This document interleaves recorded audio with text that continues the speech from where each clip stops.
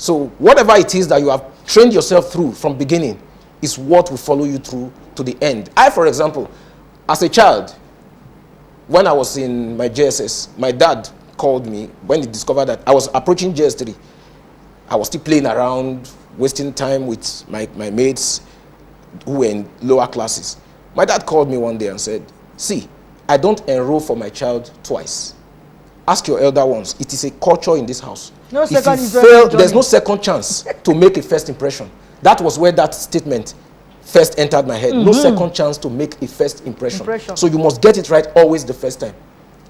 And what that thing did to me was that I began to think twice. Because he told me, he said, if you fail WAEC at JS3 level, I have a mechanic friend of mine I can enroll you with. Go and learn mechanic. Because it means this is not your path. And I sat within myself and I asked myself, I said, is this really what I want to do? If indeed it's school I want to go, I think it's better to sit down. Because if I don't sit down here, I'm going to sit down in a mechanic workshop. So I had to sit myself down and I started reading. So when it came to exam time, other of my mates came and said that they were paying for cooperation. They call it cooperation fee. Did you hear? Cooperation. Even my teachers called me and said they are paying cooperation fee. I told them, I said, I can't even mention it to my father. The day I mention it to him, that's the end of my schooling. I won't. So they said, then you are going to struggle on your own. And the exams day came, we started. All through the period of the junior WAEC, I was isolated by my teachers. Do you hear that? But at the end of the day, just the way I was isolated in writing the exams, my own results also stood out from every other person's own. That's it. Now, what we don't understand is that the so-called malpractice that we are doing, the people who are preparing the so-called answers from outside are mostly half-baked. They don't have anything at stake. They are hirelings, so they will just prepare whatever it is and pass it across. The teachers don't have time to vet whatever it is that have been brought. Then they pass it on to the students. That is why you see that today, why I could tell you that out of the total number of persons that sat for their exams, only 25% to 30% made 5 credits and above. So, after all said and done, with all the corruption, with all the cooperation fees and all the special centers, we are still not even able to net 50%. So, but what that tells me is that WAEC and NECO, as far as exams administration is concerned, yes, they might be failing. But when it comes to the other processes of the examination system, they are doing fantastically well. They are strong. Which means their marking system is excellent. Strong, yeah. Their vetting system is excellent. And even the award of results is perfect. The only thing they have not gotten right is the exam administration itself. So that is where I think they need to strengthen their own process. Thank you so much. How then do we curb examination irregularities? Beautiful. If we have to curb examination irregularities, I think this has to do with the entire system. It's a socialization issue. It's a cultural issue. It starts from the home. It starts from the parents. From the parents down to the teachers at school, down to the exams bodies themselves. So the entire society. And the students themselves. And the students themselves, of course. They are at the receiving end. But whatever inputs the society puts in them is what they become. Okay. From the moment I finished my JSS3 till my first degree, my second degree, nobody ever told me never to participate in malpractice because that culture had already been inculcated into me as a child. My classmates all through school, whether university, secondary school, till date, many of them will see me on TV right now. None of them can say they ever saw me participate. They can testify to it. They can't say I participated in anything like that. Why? Because it is a culture that I had already been taught from home. So my teachers didn't need to do much. Even when the teachers, some of the corrupt teachers wanted to sway me aside, it didn't work because I have already been molded from home. So the onus essentially lies with parents. It baffles me today when I hear parents being the ones looking for special center for their children, being the ones paying money for results to be bought, being the ones paying for corruption, which is exam malpractice. So it is awkward. It's like destroying your own child. I have told them, that's what I said earlier. You didn't love that child. So You if you love love that your child. child, really, That's not love. you want to test that your child, whatever it is, paying your school fees is even wasted. It's a waste. Yes. I believe that if you don't need your child to go through the rigors of school, why waste your time?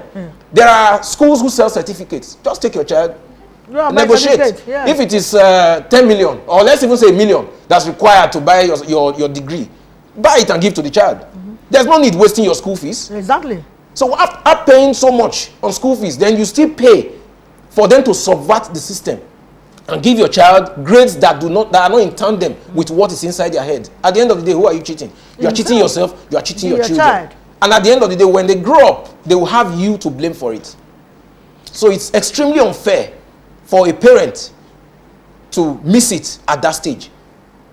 Needless to say, the teachers who sweat it out all through the term, sweat it out week in, week out, teaching the children only for them to get to exams and end up subverting the system that is meant to test the knowledge they have sweated to inculcate into the children. And not because of money too.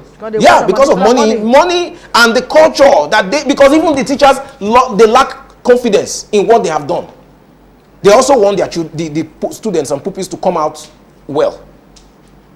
They lack confidence in what they have done, so they don't believe the students on their own can do it without being aided. So they end up aiding them only to have a false impression at the end of the day by way of results. Okay, thank you so much. We'll take a break now. Vivid View, say and do it. Welcome back. We are still discussing examination irregularities or tackling examination irregularities. Lastly, how best do we inculcate reading culture in students? Yeah.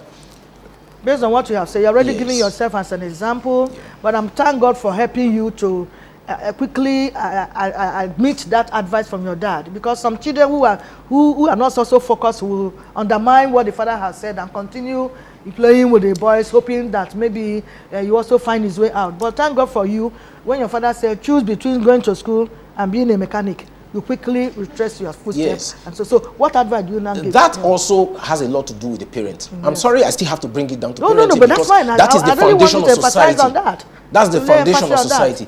Now, When when a parent makes a threat, in quote, a child would respond to it depending on what the child has seen the parent do with what they say. When you say things and you don't mean it, there is also a tendency that even when you are saying serious things, your children will not take you seriously. No, yeah, you're right. I knew my father to be a person who wouldn't say a thing except he means it. So I knew he meant it.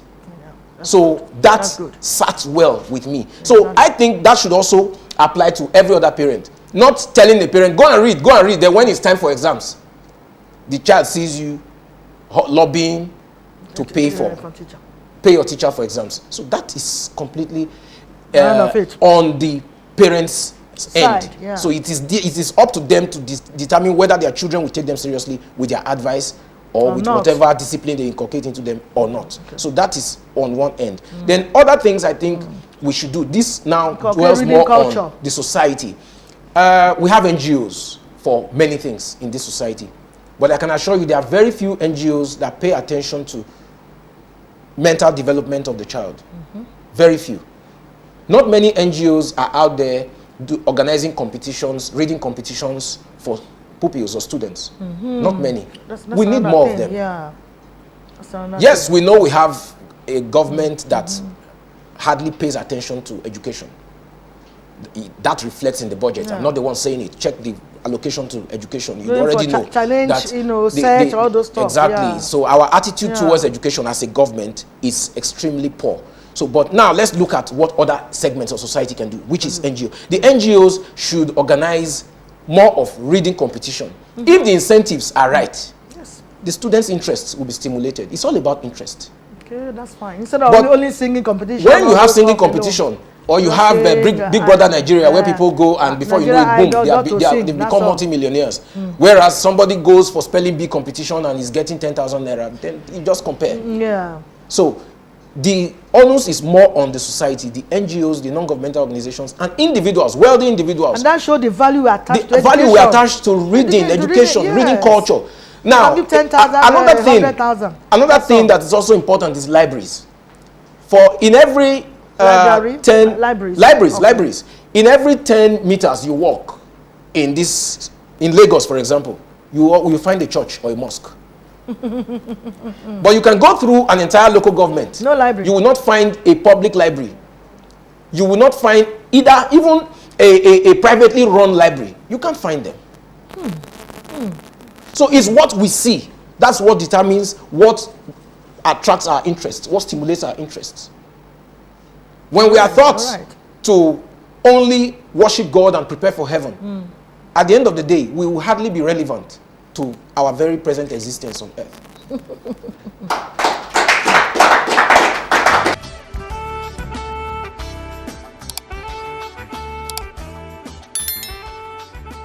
This is VV View.